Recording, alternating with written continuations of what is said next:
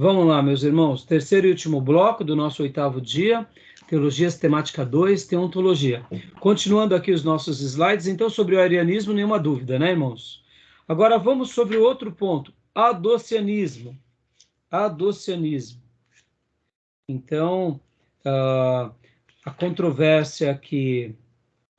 no livro-texto temos também o subordianismo. Então, vamos ler o subordianismo? Pode ler para nós, pastor Johnny, na página 180? Joia. Subordianismo. Ao afirmar que o filho era da mesma natureza do pai, a igreja primitiva também excluiu outra falsa doutrina correlata, o subordinacionismo. Enquanto o arianismo sustentava que o filho era criado e não divino, o subordinacionismo defendia que o filho era eterno, não criado, e divino, mas ainda assim não igual ao pai no seu ser e nos seus atributos. O filho era inferior ao subordinado no seu ser a Deus Pai. Orígenes, um dos pais da igreja primitiva, advogava uma forma de subordianismo ao sustentar que o filho é inferior ao pai no seu ser e que deriva eternamente do seu ser do pai. Orígenes tentava proteger a distinção de pessoas e escrevia antes da formulação clara da doutrina da Trindade na igreja. O restante da igreja não o seguiu, mas claramente rejeitou o seu ensinamento no Concílio de Nicéia. Então, fica claro aqui essa questão. Dá para ver que é uma linha um pouco parecida com o arianismo, mas tem as suas ideias de diferença. Agora, olha que interessante, irmão. Deixa eu fazer só um comentário aqui, um adendo. Quando a igreja reúne nos seus concílios e questiona ao pai da igreja, etc. e tal, nenhum problema. Seria mais ou menos do que se reunir o conselho de pastores e refutar tal ideia de tal igreja ou de tal denominação. O problema é que, segundo a tradição da igreja, eles vão colocando em algumas pessoas, assim, onde vai começando a entrar aquele peso da tradição. Então, o questionamento das ideias, nenhum problema. Você teve uma ideia, não concordo, você está falando heresia, nenhum problema. O problema é quando vai pegando esse conglomerado de ideias e vão sacramentalizando esse conglomerado de ideias, não com base somente na Bíblia. Porque até aí, nenhum problema. Se a gente está sacramentando uma ideia com base na Bíblia, tudo bem. Mas o problema é quando começa já a entrar nas questões das tradições humanas. Por exemplo, aquele grupo cria, é aí onde entra a nossa crítica ao catolicismo, o culto a Maria. E aí um grupo apoia o culto a Maria. E aí Maria passa a ser corredentora da humanidade. Percebam? De uma coisa certa que eles faziam, agora estão tornando uma coisa errada. E aí a tradição dá o respaldo. Por isso que a Igreja Católica está fundamentada em cima da tradição. Mas refutar as ideias não tem nenhum problema. Orígenes, ele é muito citado. Nesse ponto, ele falou besteira, sem medo de errar. E Agostinho, pastor, será que ele falou alguma besteira? Eu não conheço a fundo, eu acho muito difícil, porque ele era um pensador muito brilhante. Mas os pais da igreja também, vocês têm que lembrar, irmãos, que os pais da igreja, eles não faziam papel como eram os apóstolos. Os apóstolos foram os intérpretes da revelação. Ou melhor, foram os canais da revelação. Os pais da igreja foram praticamente esses intérpretes. E aí está dentro do nosso horizonte. Podem ver que nós, como igreja, ou batistas, né, nosso seminário, vocês têm que aqui mesmo, os irmãos que são da igreja metodista, vocês estão comendo demais na cozinha batista. Então, não é porque somos de um seminário de origem batista que a gente vai ter todas as definições precisas e corretas. A gente pode ter uma linha ou outra que não seja tão correta, mas nós vamos enxergar que estamos fazendo algo mais correto do que os outros. E por isso que a gente faz alguns questionamentos. Então, é claro que hoje, esses debates, eles não são... hoje, na teologia, na boa teologia, aquilo que é essencial é comido entre os metodistas, entre os batistas, entre os congregacionais, que não tem nada a ver com a congregação, e entre os presbiterianos. Então, serão pequenas coisas que a gente vai discordar. Então, essa refutação da ideia não tem nenhum problema, viu, irmãos? Por exemplo, irmãos presbiterianos que fazem um batismo de crianças. Nós somos contra isso. Refutamos a ideia. Então, só que qual que é o problema? Comparado à denominação batista e à tradição católica. Nós refutamos a ideia presbiteriana, mas nós não temos a tradição batista como algo sagrado. E o catolicismo tem. Então, enquanto os concílios católicos ou os concílios das igrejas refutavam o pai da igreja e diziam isso está errado, nenhum problema. Enquanto essa refutação era bíblica, beleza. Mas o problema é quando esses concílios começam a se enveredar por caminhos de heresias. Aí todo o problema. Ficou claro essa ideia? Deu para entender ou não? Confundi vocês. Não, ok. Deu mais? Deu? Então, beleza. Então, vamos lá. Então, voltando aqui, falamos já do subordinacionismo. Agora, vamos voltar aqui. Temos o adocianismo. Leia para nós, Gil, adocianismo. É a concepção de que Jesus viveu como homem comum até o seu batismo, quando Deus o adotou como filho. Joia. Então, agora leia para nós o parágrafo da página 180, só esse parágrafo. Ok. Adocionismo. Antes de deixar para trás a discussão do arianismo, é preciso mencionar outra falsa doutrina correlata, o adocianismo. É a concepção de que Jesus viveu como homem comum até o seu batismo, quando Deus o adotou como filho, conferindo-lhe poderes sobrenaturais. Os adocionistas não concordariam que Cristo existia antes de ter nascido como homem.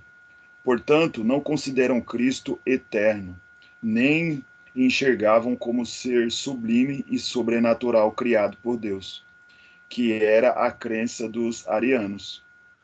Mesmo depois da adoção, aqui entre aspas, né, de Jesus como filho, entre aspas, de Deus, eles não julgavam detentor de uma natureza divina, mas apenas um homem sublime que Deus chamava de filho, num sentido único. Então, você vê, olha que ideia, né, irmãos?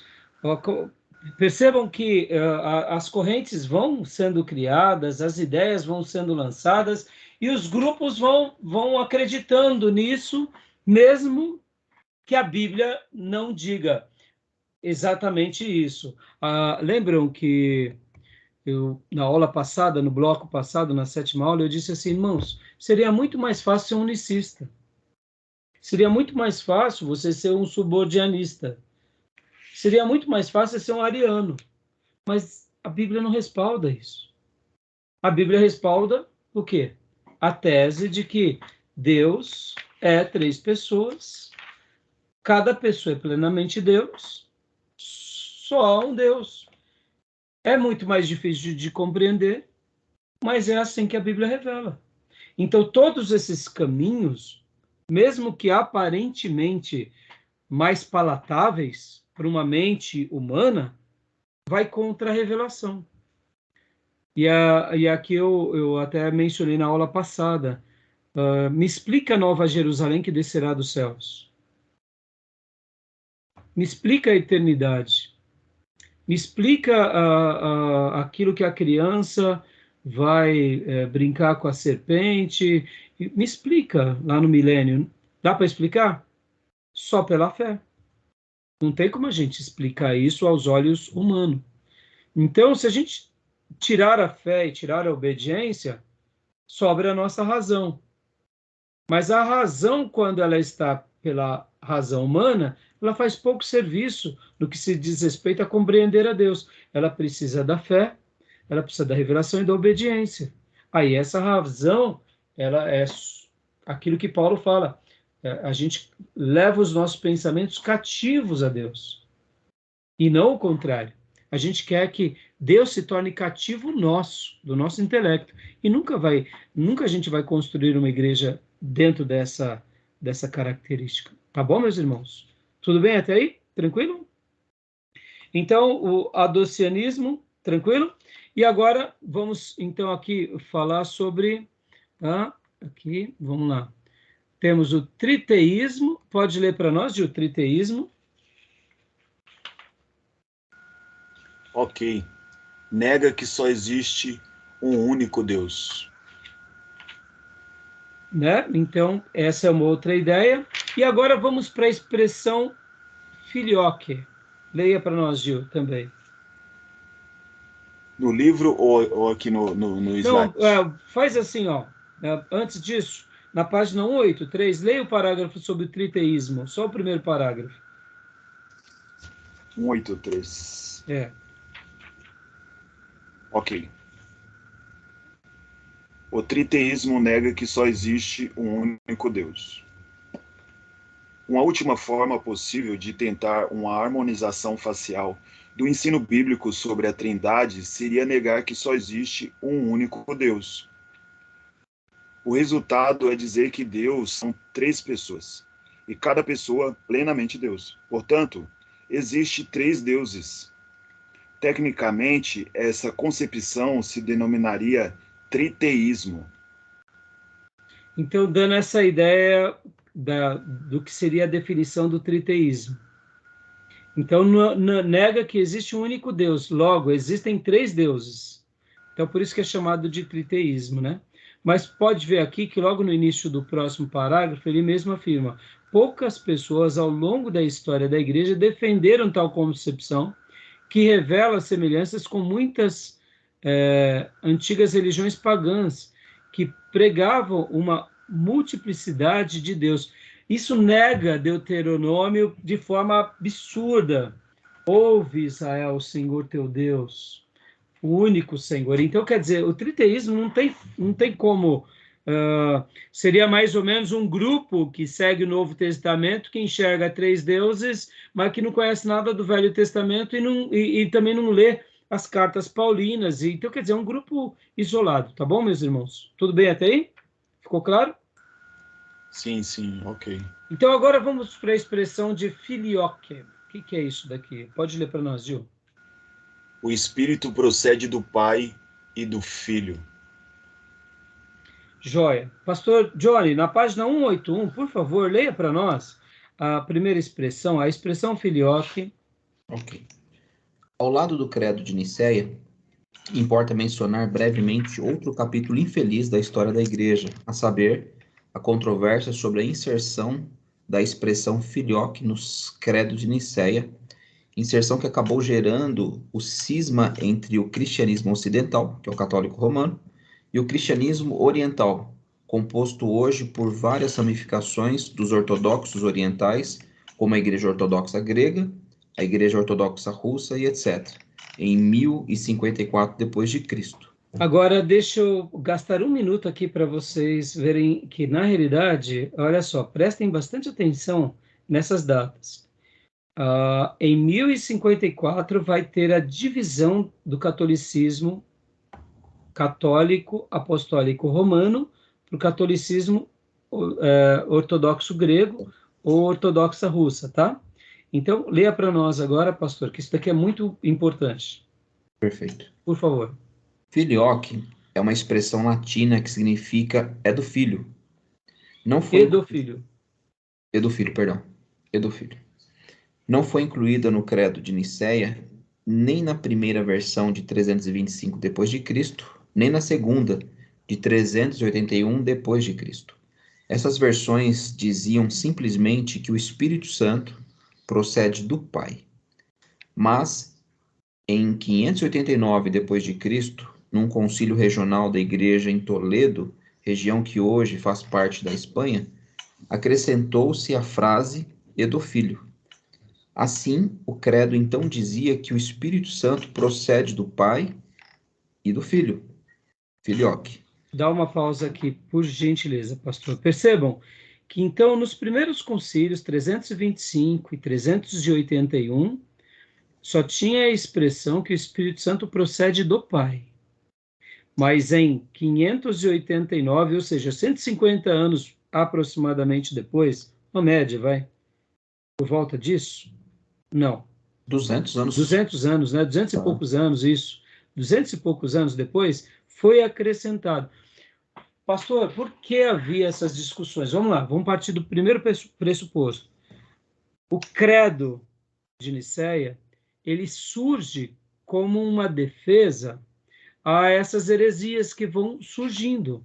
Assim como o pensamento, por exemplo, de Orígenes, assim como o pensamento dos arianos. Pode ver que o arianismo, olha só, ele nasce, Ário, bispo de Alexandria, que morreu em 336. Pode ver que o concílio de Nicéia, ele começa em 325. Então, ele é uma resposta às heresias que já estão surgindo. Na onde? No seio da igreja. Nós temos que lembrar, irmãos, que foi nesse momento aqui, praticamente, que Constantino estava passando ao quê? A fazer com que que o cristianismo fosse a religião oficial do império. Então, o cristianismo estava em todas as regiões onde o Império Romano tinha dominado, e ele era forte. Naturalmente, as heresias vão saindo também, vão surgindo. Então, o credo, na realidade, é uma resposta. Então, podem ver que o credo nasce numa discussão teológica. E isso é teologia sistemática. Lembra que na primeira aula eu falei qual era a diferença da teologia bíblica para a teologia sistemática? A teologia sistemática, ela nasce aonde? Quando, em um dado momento, a igreja está indo por um caminho errado e é uma resposta. Então, o credo de Nicéia, ele tem essa premissa de dar uma resposta. Beleza. Teve a sua primeira reunião, teve a sua segunda reunião em 381, mas depois, apenas em 589, lá em Toledo, que eles acharam por bem de colocar que também o Espírito Santo procede do Pai e o Espírito Santo procede do Filho. E agora, guardem essa data, de 589 até 1054, praticamente quase 500 anos depois, havia uma certa discussão entre os teólogos se estaria certo colocar o do Filho ou não. Aí eu pergunto para vocês aqui, fazendo uma breve lição de casa, eu vou deixar para vocês, no nosso material aqui do Gruden, vou compartilhar com vocês agora, só para vocês terem uma ideia. Nós temos aqui, deixa eu pegar aqui o credo de Nicéia. Deixa eu abrir aqui para vocês. Credo de Nicéia. Eu vou até colocar no grupo da classe, tá bom? Eu vou replicar no grupo da classe o credo de Nicéia. Então, vocês vão ler o credo de Nicéia e vão depois apenas chegar a alguma, como se fosse numa conclusão. Mandei para vocês na classe, tá bom? Credo de Nicéia.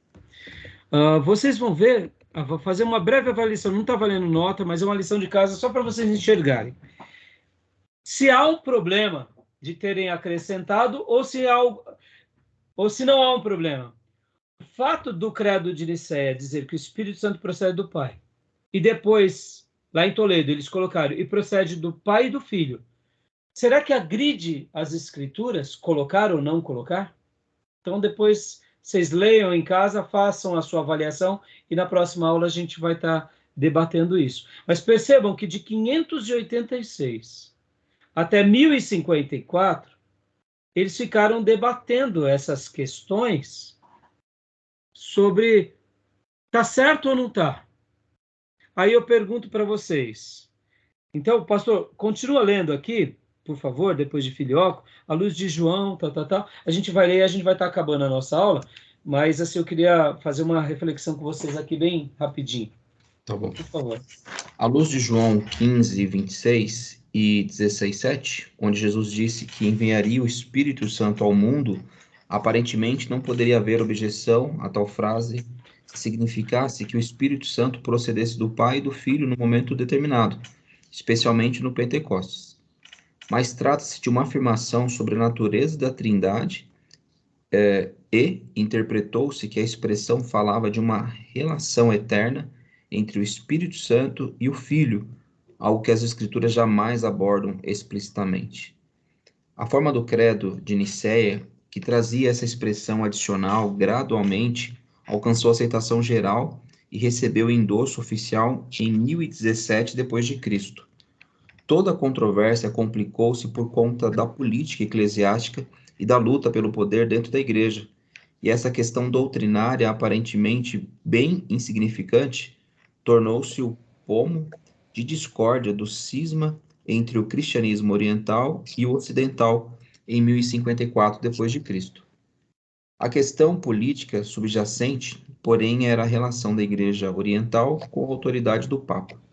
A controvérsia doutrinária e o cisma que gerou os dois ramos do cristianismo não foram solucionadas até hoje. Olha que interessante. Então, aqui, o autor ele já deu uma palavra que fica um pouco clara aqui. Será que era para tanto essa divisão? Vamos pegar os grupos católicos. Da ramificação do catolicismo romano. Nós temos beneditinos, nós temos franciscanos, nós temos temos assim, como? Agostinianos. Temos, eu não sei se temos agostinianos, tem? Eu não lembro. Eu sei que tem temos jesuítas, e isso dentro dos padres e das freiras. Temos as paulinas, são tantos. São várias discussões. Aí eu pergunto, seria uma resposta para ter tido uma divisão? O que vocês acham? O autor já deu uma dica. A questão aqui, irmãos, foi política. Poder, entendeu? Então eu precisava dar uma resposta de que eu não compactuo mais com você. Porque vocês têm que lembrar, irmãos, que dos anos 500 até os anos 1000, quem é a figura que surge como líder mundial da igreja católica? Qual é a figura? Papa. O Papa.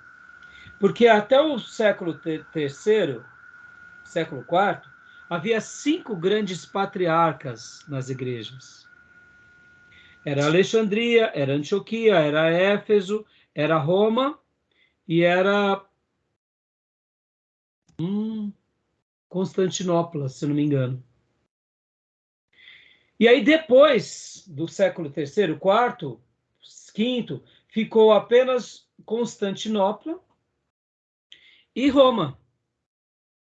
Então, na realidade, ficou 2 regiões divididas. O mundo ficou dividido entre 2 blocos de cristãos, aonde a sede era Roma, o católico apostólico romano, mas Constantinopla, quem foi que constrói Constantinopla, irmãos? Olha o nome, Constantinopla. Constantino. Foi um outro braço do Império Romano nessa região da Europa. Então, o que acontece? Aí, onde seria mais ou menos a Rússia, essa região, Constantinopla. Então, o leste europeu. Então, na realidade, ficou 2 blocos divididos. Ora, se eu estou nessa região mais do leste europeu, por que os reis daqui têm que prestar honra ao Papa que está lá? Eu preciso ter a minha liderança católica, eu preciso ter os meus líderes, e aí onde a divisão ela é política, ela não é tanto teológica. Depois façam a lição de casa, mas querendo ou não, aqui também é mais uma coisa que a gente vê que por causa de uma palavra houve a divisão. Sabe aquela história, irmãos? Tem um grupo dentro da nossa igreja que quer fazer a divisão. Não concorda mais com o pastor. Ele só precisa de um precedente. Não é assim que acontece? Até hoje? Aí um grupo começa a falar em línguas, aí o pastor vai chamar atenção, aí o pastor é contra o Espírito Santo, aí cria uma celeuma. Ou seja, as línguas viram motivo e estopim para ter a divisão. Mas aquele grupo sempre foi dividido. Seria muito mais bonito, mais ético falar, olha, eu estou indo para lá porque eu quero seguir a minha turma. Sabe como Paulo e Barnabé, que são crentes de verdade, tem uma discussão legítima pela verdade e cada um segue a sua linha. Mas esse é o problema de quando a igreja ela institucionaliza, ela cria os seus braços políticos. Quantas divisões nas igrejas existem? Por quê? Porque é um grupo que quer dominar. Seria muito mais lindo, bonito e agradável para Deus dizer, pastor, olha, eu estou indo embora, porque eu quero começar o meu trabalho, eu gostaria de ter a experiência. O senhor me abençoa? Porque eu não estou compactuando mais com o senhor, não estamos caminhando mais juntos. Mas vamos lá, essa verdade pega bem? Muitos pastores são vaidosos, eles não admitem isso. E aí, e também tem líderes vaidosos que... Percebam, a gente muitas vezes só quer um motivo, está dentro das mesmas coisas aqui. Aqui era numa proporção muito maior, a gente vai estudar isso melhor mais para frente, mas aqui também é mais uma outra questão que também tem a ver com a Trindade. É claro que aqui só foi colocado no livro porque isso marca uma divisão dentro do catolicismo. E até hoje, dentro do catolicismo ortodoxo grego, eles não têm papa. O papa não é a figura principal. Eles têm patriarcas. E eles também têm os ídolos no sentido como eles não adoram os ídolos. Eles literalmente têm as lembranças dos ídolos como uma ideia. Mas só para vocês terem uma ideia, por volta do século IX, se não me falha a memória, no século X, antes dessa divisão, o pessoal aqui da ortodoxo grego destruiu um monte de ídolo. Isso trouxe uma fúria dos católicos apostólicos romanos, porque eles estavam fazendo uma denúncia à idolatria que já existia lá no catolicismo. Então os católicos ficaram muito bravos. Então eram maneiras deles já estarem, eles já estavam dentro das suas seus pontos antagônicos. O católico ortodoxo grego, por exemplo, o padre católico casa, o bispo que não casa e o patriarca que não casa. Então é muito diferente, irmãos, é muito diferente, né? Tá bom? Beleza, meus irmãos. Então, olha, a gente vai deixar como material dado. Eu queria até terminar agora, mas eu queria fazer uma pergunta aqui para vocês. Eu quero acreditar que todos vocês leram, né? Todas as partes aqui sobre a Trindade. Ficou alguma dúvida, irmão, algum desses pontos, né, sobre a Trindade? Porque agora aqui, ó, quais as distinções entre o Pai, o Filho e o Espírito Santo? Aí vem aqui o primeiro. As pessoas da Trindade têm funções primordiais diferentes em relação ao mundo. É aqui que entra um caroço de angu que, pelos olhos da fé, fica facilmente entendido. Os ofícios da Trindade são diferentes. Por isso que eles recebem nomes diferentes. Compreendendo os ofícios, não tem hierarquia, é questão de ofício. Podem ver que o Pai é chamado de Pai, dá uma ideia maior de que ele é um ser supremo, mas na realidade é um ofício. O Espírito Santo é chamado de Espírito Santo e nem por isso ele é inferior, porque a gente vai entender. Então fica bem claro essas questões. Então, quando a gente entende a questão do ofício, o Filho tem esse destaque como revelação, e nem por isso ele é maior do que o Pai ou o Espírito Santo, é porque ele teve o ofício de ser o Redentor, e ele se torna o nosso Redentor. O Pai trabalha em sincronia com ele, o Espírito Santo, mas não há nenhum exagero, nenhum desequilíbrio, há uma beleza que se coexiste e que se harmoniza. Então, o autor também vai falar aqui no 2, as pessoas da Trindade existem eternamente como Deus, como Pai, como Filho e como Espírito Santo. Ele vai explicar de uma forma muito importante esse ponto, né? Depois, qual é a relação entre as três pessoas e o ser de Deus? E aí ele explica, inclusive ele dá algumas figuras. E depois ele vem para a aplicação pessoal e conclui. Então, irmãos, é muito importante a gente conhecer sobre a Trindade, porque, afinal de contas, irmãos, é a pessoa de Deus, que nós o adoramos o tempo todo, nós o ensinamos, nós o glorificamos. E entender um pouco mais sobre ele é aceitar o que a revelação nos trouxe. Tá bom, meus irmãos? Tem alguma dúvida? Ficaram com algum... Querem fazer alguma pergunta? Tem algum acréscimo? Ó, eu separei aqui para vocês, eu até separei os slides, você vê como que eu separei um texto do Hobbes, um texto do Langson e 2 textos também do Erickson do Bangkok. Mas a nossa aula, por ser interativa, eu acabei não lendo para vocês. Esse trecho, eu acho ele tão importante e me fez lembrar quando nós, lá no passado, falávamos sobre os papéis do homem e da mulher. Né? A gente cisma em pensar que o homem é maior e, na verdade, trata-se de papéis distintos, né? Papéis. E aqui, de fato, é isso aí. É isso aí, é papel. Pode ver que no Velho Testamento, pastor, eu mencionei há pouco, eu acho que você vai lembrar, que quem destaca mais o pai não é só o Velho Testamento. O Velho Testamento destaca Deus e o eu sou, Jeová. Se nós fizermos uma avaliação crítica das 3 pessoas da Trindade, a pessoa de Deus, e vocês têm que lembrar que o Elohim é Deus ou deuses, própria transliteração. Por isso que eu tinha separado um texto aqui, até mesmo do Erickson, falando sobre isso. Então, a ideia da revelação do Deus Criador, ela é imensa. E aí ele apresenta com seus nomes, com seus tipos, das suas formas, e aí vem o nome, o grande nome, o eu sou o que sou, o eterno. Então, no Velho Testamento, revela-se o Criador, o Eterno. Dá pistas de que ele é Pai, dá pistas de que ele é Redentor, que ele virá como um filho, que terá o Espírito Santo sobre ele e que fará uma obra de redenção, mas fica nisso. E aí vem o Novo Testamento, que aparece o profeta falando que vem o Cordeiro. E quando o Cordeiro vem, o Pai fala, o Espírito Santo vem, ele é manifesto, ele começa a obra no poder do Espírito, e ele começa agora a ensinar, olha, o nome dele é Pai. Um dos papéis, ele é Pai. Deus é Pai, eu sou Filho, e tem o Espírito Santo. Na primeira aula, pastor, eu disse o seguinte, qual é o nome do Pai? Não tem. Qual é o nome do Espírito Santo? Não tem, e nem por isso é inferior. Qual é o nome do Filho? Tem, porque ele teve corpo humano, ele teve identidade, e o nome dele é Jesus. E nem por isso ele é maior do que o Pai, do que o Espírito Santo. E é nisso que os ofícios se embelezam e se engrandecem. E por isso que conhecer essa doutrina só nos faz tentar conhecer um pouco mais sobre ele, nessa questão dos papéis.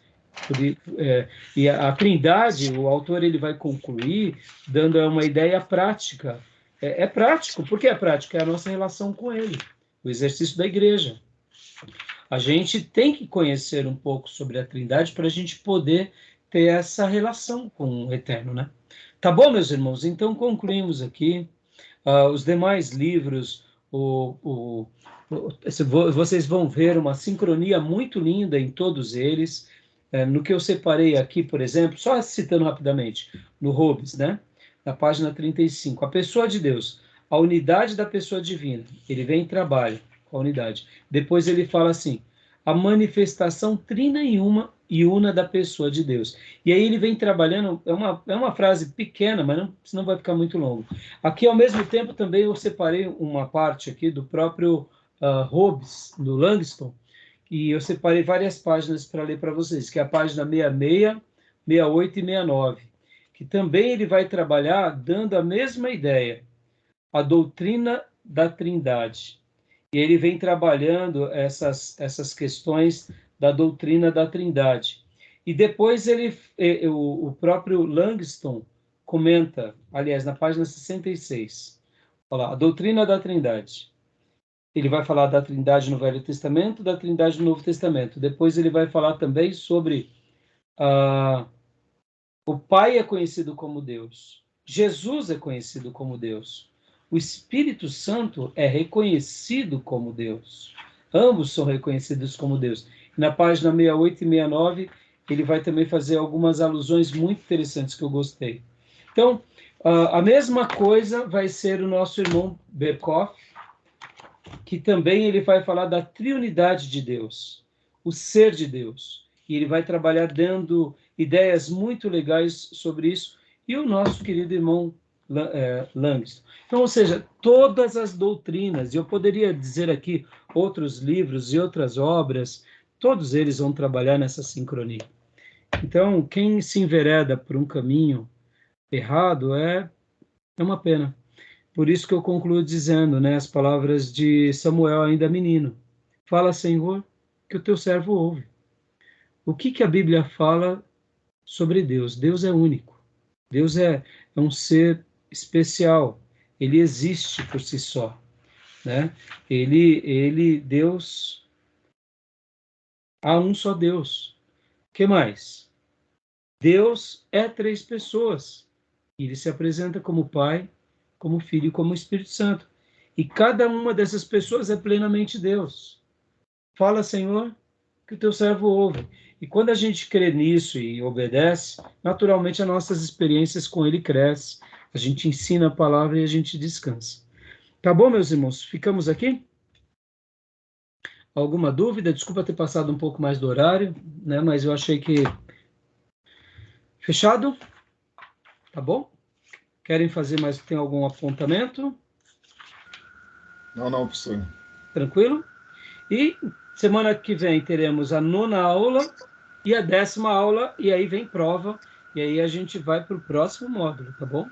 Então, a gente vai estar trabalhando nas próximas aulas sobre os capítulos restantes.